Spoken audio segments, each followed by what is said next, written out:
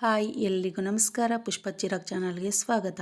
ಯಾರಾದರೂ ಹೊಸಬ್ರು ನನ್ನ ವಿಡಿಯೋ ನೋಡ್ತಾ ಇದ್ರೆ ದಯವಿಟ್ಟು ಸಬ್ಸ್ಕ್ರೈಬ್ ಆಗಿ ಹಾಗೂ ವಿಡಿಯೋನ ಎಲ್ಲೂ ಸ್ಕಿಪ್ ಮಾಡದೆ ನೋಡಿ. ದಯವಿಟ್ಟು ಸಪೋರ್ಟ್ ಮಾಡಬೇಕು ಅಂತ ತಿಳಿಸ್ಕೊಡ್ತಾ ಇದ್ದೀನಿ. ನಾನು ಬ್ಲೌಸ್ ಸ್ಟಿಚ್ ಮಾಡ್ತಾ ನಾನು ನಿಮಗೆ ಇನ್ಫಾರ್ಮೇಷನ್ ಕೊಡ್ತಾ ಇದ್ದೀನಿ. ಏನಪ್ಪ ಅಂತಂದರೆ ನಿಮಗೆ ಬ್ಲೌಸು ಕಲ್ತಂಗೆ ಆಗಬೇಕು ಮತ್ತು ಇನ್ಫಾರ್ಮೇಷನ್ನು ಕೂಡ ತಿಳ್ಕೊಂಡಂಗೆ ಆಗಬೇಕು ಅಂತ ನಾನು ಜೊತೆಯಲ್ಲೇ ನಾನು ಮಾಡ್ತಾಯಿದ್ದೀನಿ. ನಿಮ್ಗೆ ಕೊಡ್ತಾ ಇರೋ ನನ್ನ ಮಾಹಿತಿ ಏನಂತಂದರೆ, ಟೈಲರಿಂಗ್ ಕಲಿತ್ರೆ ಸ್ವಂತ ಬಿಸ್ನೆಸ್ ಸ್ಟಾರ್ಟ್ ಮಾಡ್ಬೋದಾ ಅಂತ. ಅಂದರೆ ಯಾರಾದರೂ ಅಂದರೆ ಓದಂತೆ ಇರದೇ ಇರ್ಬೋದು, ಓದದೆ ಮನೇಲಿರ್ಬೋದು, ಹೌಸ್ ವೈಫ್ ಆಗಿರ್ಬೋದು, ಮತ್ತು ಓದ್ಬಿಟ್ಟು ಎಲ್ಲೂ ಹೊರ್ಗಡೆ ಕೆಲ್ಸಕ್ಕೆ ಹೋಗ್ದಂತನೇ ಮನೇಲೇ ಇರೋರಾಗಿರ್ಬೋದು. ಇಂಥವ್ರಿಗೆಲ್ಲ ಟೈಲರಿಂಗ್ ಒಂದು ಬೆಸ್ಟ್ ಆಪ್ಷನ್ ಸ್ವಂತ ಬಿಸ್ನೆಸ್ ಮಾಡೋಕ್ಕೆ ಅಂತ ಹೇಳ್ಬೋದು. ಏನಕ್ಕೆ ಅಂತಂದರೆ, ಈಗ ನಮಗೆ ಮಕ್ಕಳಿರ್ತವೆ ಮತ್ತು ಮಕ್ಕಳು ನೋಡ್ಕೊಂಡಿರಬೇಕು ಮನೇಲೇ, ಹಾಗೆ ಮನೆ ಕೆಲಸ ಮಾಡ್ಕೊಂಡಿರಬೇಕು, ಅತ್ತೆ ಮಾವ ಇವರೆಲ್ಲರನ್ನೂ ನೋಡ್ಕೊಂಡಿರಬೇಕು. ಅಂತ ಆದರೆ ನಾವು ಹೊರ್ಗಡೆ ಹೋಗಿ ನಾವು ದುಡಿಯೋಕ್ಕೆ ಸಾಧ್ಯ ಆಗಲ್ಲ, ಹೊರ್ಗಡೆ ಹೋಗಿ ಕೆಲಸ ಮಾಡೋಕ್ಕೆ ಸಾಧ್ಯ ಆಗಲ್ಲ.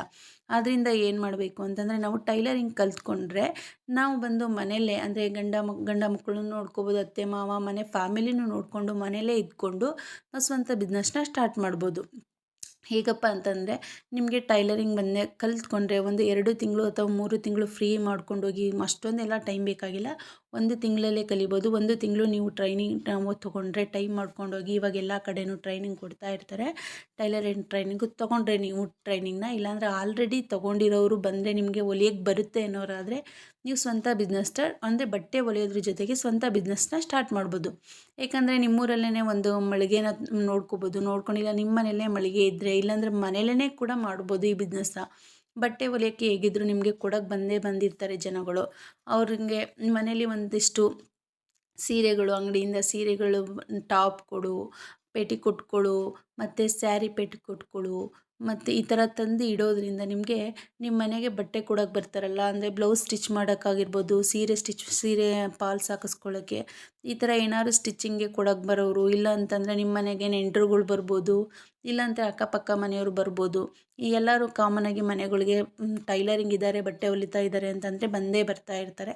ಆವಾಗ ನೀವು ನೋಡಿ, ನಮ್ಮನೆ ಸೀರೆಗಳು ತಂದಿಟ್ಟಿದ್ದೀನಿ, ಬೇಕು ಅಂದರೆ ನೀವು ತೊಗೊಳ್ಳಿ, ತುಂಬ ಚೆನ್ನಾಗಿದೆ, ಕಡಿಮೆ ಬೆಲೆಗೂ ಇದೆ ಅಂತ ನೀವು ಹೇಳಿ.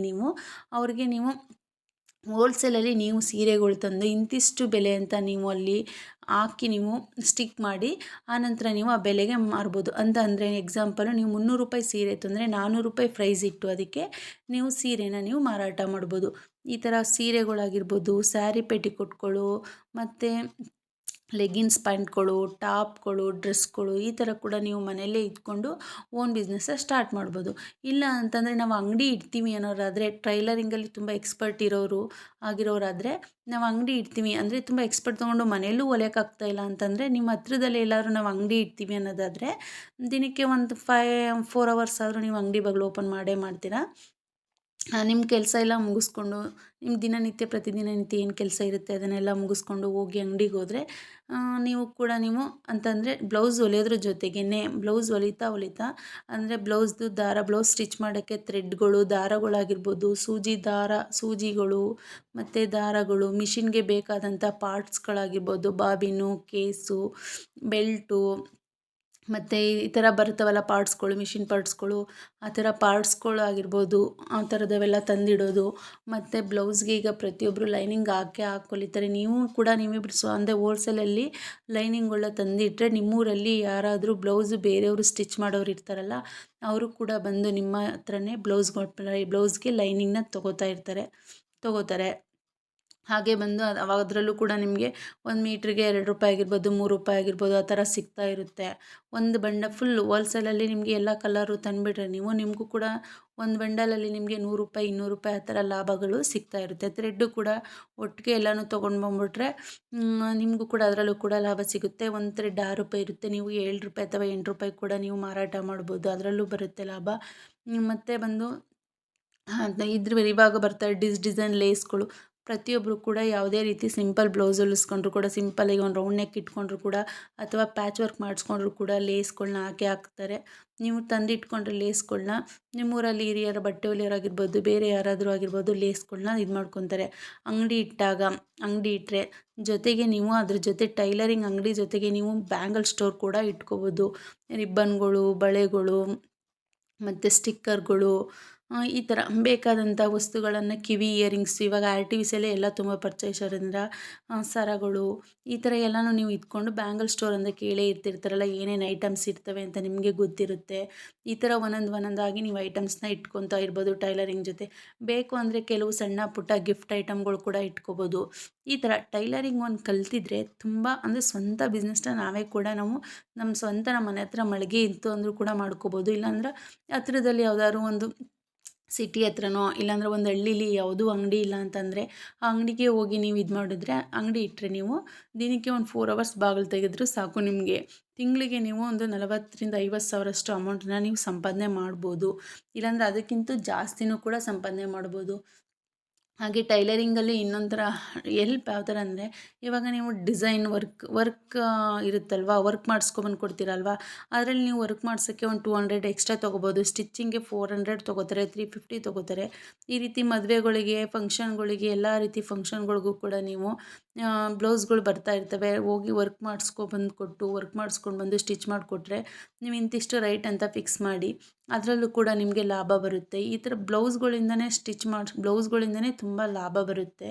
ನೀವು ದಿನಕ್ಕೆ ಮಿನಿಮಮ್ ಅಂತಂದರೆ ಒಂದು 10 ಬ್ಲೌಸ್ ಹೊಲಿಬೋದು. ಇಲ್ಲ ಅಂತಂದರೆ ಒಂದು 5 ಬ್ಲೌಸ್ ಹೊಲಿಬೋದು. ದಿನಕ್ಕೆ 1,000 ಕೂಡ ಸಂಪಾದನೆ ಮಾಡ್ಬೋದು. ದಿನಕ್ಕೆ 1,000 ಸಂಪಾದನೆ ಮಾಡಿದ್ರೆ ಏನಾದರೂ ವರ್ಕ್ ಇದು ಬಂತು ಅಂದರೆ ಜಾಸ್ತಿನೇ ಸಂಪಾದನೆ ಆಗುತ್ತೆ. ತಿಂಗಳಿಗೆ ಅದರಲ್ಲೇ ನೀವು 30,000 ಸಂಪಾದನೆ ಮಾಡ್ಕೋತೀರಾ. ಅದೇ ರೀತಿ ಬಂದು ಈ ಥರ ಜೊತೆಗೆ ಬ್ಯಾಂಗಲ್ಸ್ಗಳು, ಸ್ಯಾರಿಗಳು, ಟಾಪ್ಗಳು, ಪ್ಯಾಂಟ್ಗಳು, ಮಕ್ಕಳು ಬಟ್ಟೆಗಳು ಈ ಥರ ಇಟ್ಕೊಂಡು ಮಾರಾಟ ಮಾಡೋದಾದರೆ ನಿಮ್ಗೆ ಅದ್ರ ಜೊತೆ ಇನ್ನೂ ಕೂಡ ಎಕ್ಸ್ಟ್ರಾ ಅಮೌಂಟ್ ಬರುತ್ತೆ. ನಿಮಗೆ ಅಂದರೆ ಬಂಡವಾಳದ ಜೊತೆ ನಿಮಗೆ ಬಂದ್ಬಿಟ್ಟು ಲಾಭ ಕೂಡ ಸಿಗುತ್ತೆ. ಈ ಥರ ಕೂಡ ನೀವು ಅಮೌಂಟ್ನ ಓನ್ ಬಿಸ್ನೆಸ್ನ ಸ್ಟಾರ್ಟ್ ಮಾಡ್ಬೋದು. ಅಂದರೆ ನಾನು ಕೂಡ ಮನೆಯಲ್ಲಿ ಕೆಲವು ಸಲ ನಾನು ಮಾಡಿದ್ದೀನಿ. ಬಟ್ ನಾನು ಇನ್ನೂ ಹೊರ್ಗಡೆ ಹೋಗಿ ಅಂಗಡಿ ಇಡಬೇಕು ಅಂತ ಐಡಿಯಾ ಇದೆ. ಬಟ್ ಇನ್ನೂ ಹೋಗಿಟ್ಟಿಲ್ಲ. ಇಡಬೇಕು, ಜನವರಿಯಿಂದ ಸ್ಟಾರ್ಟ್ ಮಾಡಬೇಕು ಅಂತ ಅಂದ್ಕೊಂಡಿದ್ದೀನಿ ಅಂಗಡಿನ. ಸ್ವಲ್ಪ ಪ್ರಾಬ್ಲಮ್ ಇರೋದ್ರಿಂದ ಇನ್ನೂ ಇಟ್ಟಿಲ್ಲ. ನೀವು ಕೂಡ ಯಾರಾದ್ರು ನೀವು ಟೈಲರಿಂಗ್ ಕಲ್ತ್ಕೊಂಡು ಚೆನ್ನಾಗಿ ಎಕ್ಸ್ಪರ್ಟ್ ಆಗಿರೋರು, ನನಗೆ ಹೊರ್ಗಡೆ ಹೋಗಿ ದುಡಿಯೋಕ್ಕಾಗ್ತಾಯಿಲ್ಲ, ನಾನು ಸ್ವಂತ ಬಿಸ್ನೆಸ್ ಮಾಡಬೇಕು ಅನ್ನೋರು, ನೀವು ಈ ರೀತಿ ಸಣ್ಣ ಪುಟ್ಟ ಟ್ರಿಕ್ಗಳನ್ನ ಯೂಸ್ ಮಾಡಿಕೊಂಡು ನೀವು ಇದು ಮಾಡ್ಬೋದು. ಬೇಕಾದ್ರೆ 1 ಮಂತ್ ನೀವು ಬಂದು ಬರೀ ಬಟ್ಟೆಗಳನ್ನೇ ಬ್ಲೌಸ್ಗಳನ್ನೇ ಸ್ಟಿಚ್ ಮಾಡ್ತಾಯಿರಿ. ಆ ನಂತರ ಬಂದು ಜೊತೆಗೇ ಕಸ್ಟಮರ್ಸ್ ಜಾಸ್ತಿ ಆಗ್ತಾ ಇರ್ತಾರಲ್ಲ, 1 ಮಂತ್ಸ್ 2 ಮಂತ್ಸ್ ಬರೀ ಇದನ್ನ ಮಾತ್ರ ಸ್ಟಿಚ್ ಮಾಡಿ ಬ್ಲೌಸ್ಗಳ್ನ. ಆ ನಂತರ ಕಸ್ಟಮರ್ಸ್ ಜಾಸ್ತಿ ಆಗ್ತಾ ಇರ್ತಾರೆ. ಚೆನ್ನಾಗಿ ಹೊಲಿತಾರೆ ಬ್ಲೌಸ್ಗಳ್ನ ಅಂತ ಕಸ್ಟಮರ್ಸ್ ಜಾಸ್ತಿ ಆಗ್ತಾ ಇರ್ತಾರಲ್ಲ, ಆವಾಗ ಈ ಥರ ಬಟ್ಟೆಗಳು ತಂದಿಟ್ಟಿದ್ದೀನಿ, ನೋಡಿ ಇಷ್ಟ ಆದರೆ ತೊಗೊಳ್ಳಿ, ಕಡಿಮೆಗಿದೆ, ಚೆನ್ನಾಗಿದೆ ಕ್ವಾಲಿಟಿ ಅಂತ ಹೇಳಿ ಕಡಿಮೆಗೆ ಮಾಡಿ.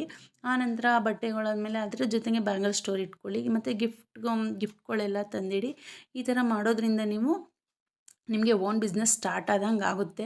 ನೀವೇ ಬೇರೆಯವ್ರ ಕೈ ಕೆಳಗಡೆ ಹೋಗಿ ಕೆಲಸ ಮಾಡೋದ್ರ ಬದಲು ಓನ್ ಬಿಸ್ನೆಸ್ನ ಸ್ಟಾರ್ಟ್ ಮಾಡಿ. ಟೈಲರಿಂಗಿಂದ ಈ ಥರ ಓನ್ ಬಿಸ್ನೆಸ್ ತುಂಬ ಜನ ಸ್ಟಾರ್ಟ್ ಮಾಡಿದ್ದೀರಾ. ನೀವು ಈ ರೀತಿ ಇಂಪ್ರೂವ್ ಆಯ್ತಾ ಹೋಯಿತು ಅಂತಂದರೆ ನೀವೇ ವರ್ಕ್ ಮಿಷಿನ್ ಕೂಡ ತಂದಿಟ್ಕೋಬೋದು ಬಂಡವಾಳ ಹಾಕಿ. ಅದರಲ್ಲೂ ಕೂಡ ತುಂಬ ಅಮೌಂಟ್ನ ಸಂಪಾದನೆ ಮಾಡ್ಬೋದು ನೀವು. ನಿಮಗೆ ತುಂಬ ಐಡಿಯಾಗಳು, ಟೈಲರಿಂಗ್ ಕಲಿತ್ರೆ ತುಂಬ ಐಡಿಯಾಗಳು ಬರುತ್ತೆ ಓನ್ ಬಿಸ್ನೆಸ್ ಮಾಡೋಕ್ಕೆ. ಈ ಥರ ನೀವು ಓನ್ ಬಿಸ್ನೆಸ್ ಮಾಡ್ತಾ ಹೋಯಿತು ಅಂತಂದರೆ ನಿಮಗೇನು ಕೂಡ ತಿಂಗಳಲ್ಲಿ ಬೇಕಾದ್ರೆ 25, ನಾನು ಹೇಳಿದೆ ಮೊದಲೇ 40-50 ಅಂತಂದೆ, ಜಾಸ್ತಿನೇ ಕೂಡ ಸಂಪಾದನೆ ಮಾಡ್ತಾ ಹೋಗ್ಬೋದು ನೀವು. ನಿಮಗೆ ಕಸ್ಟಮರ್ಸ್ ಜಾಸ್ತಿ ಆಯ್ತಿದ್ದಂಗೆ ನಿಮಗೆ ಇದು ಅಂದರೆ ಅಮೌಂಟ್ ಅಂದರೆ ಸಂಪಾದನೆ ಕೂಡ ನಿಮಗೆ ಜಾಸ್ತಿ ಆಗ್ತಾ ಹೋಗುತ್ತೆ ನಿಮಗೆ. ಈ ಥರ ಸಣ್ಣ ಟ್ರಿಕ್ ಯೂಸ್ ಮಾಡಿ ನೀವು. ಈ ಥರ ಸಣ್ಣ ಟ್ರಿಕ್ ಯೂಸ್ ಮಾಡಿದಾಗ ಫಸ್ಟು ಚಿಕ್ಕದಾಗಿ ಒಂದಿಡಿ, ಆನಂತರ ಬಂದು ಸ್ವಲ್ಪ ಬಂಡವಾಳ ಕಡಿಮೆ ಹಾಕಿ ಫಸ್ಟು, ಆನಂತರ ಜಾಸ್ತಿ ಹಾಕಿ, ನಿಮಗೆ ಆದಾಯ ಖಂಡಿತ ಬಂದೇ ಬರುತ್ತೆ. ಈಗ ನೀವೇ ನೋಡಿರ್ಬೋದು, ತುಂಬ ಜನ ಈ ಟೈಲರಿಂಗ್ ಅಂದರೆ ತುಂಬ ಸಂಪಾದನೆ ಮಾಡ್ತಾ ಇರ್ತಾರೆ. ನೀವು ಕೂಡ ಈ ಥರ ಒಂದು ಟ್ರಿಕ್ ಯೂಸ್ ಮಾಡಿಕೊಂಡು ಹಣ ಸಂಪಾದನೆ ಮಾಡಿ ಹಾಗೂ ಉಳಿತಾಯ ಮಾಡಿ. ಯಾರಿಗಾದ್ರೂ ಈ ವಿಡಿಯೋ ಇಷ್ಟ ಆಯಿತು ಅಂತಂದರೆ ದಯವಿಟ್ಟು ಲೈಕ್ ಮಾಡಿ, ಶೇರ್ ಮಾಡಿ, ಒಂದು ಸಬ್ಸ್ಕ್ರೈಬ್ ಆಗಿ ಅಂತ ಕೇಳ್ಕೊತಾ ಇದ್ದೀನಿ. ನಿಮ್ಗೆ ಯಾವ ಥರ ನಿಮಗೆ ಬೇರೆ ಥರ ಟ್ರಿಕ್ಸ್ಗಳು ಗೊತ್ತಿದ್ದರೆ ನಮಗೂ ಕೂಡ ಕಮೆಂಟ್ಸ್ ಮುಖಾಂತರ ತಿಳಿಸ್ಕೊಡಿ ಅಂತ ಕೇಳಿಕೊಂಡು ಈ ವಿಡಿಯೋನ ಮುಗಿಸ್ತಾ ಇದ್ದೀನಿ. ಧನ್ಯವಾದಗಳು.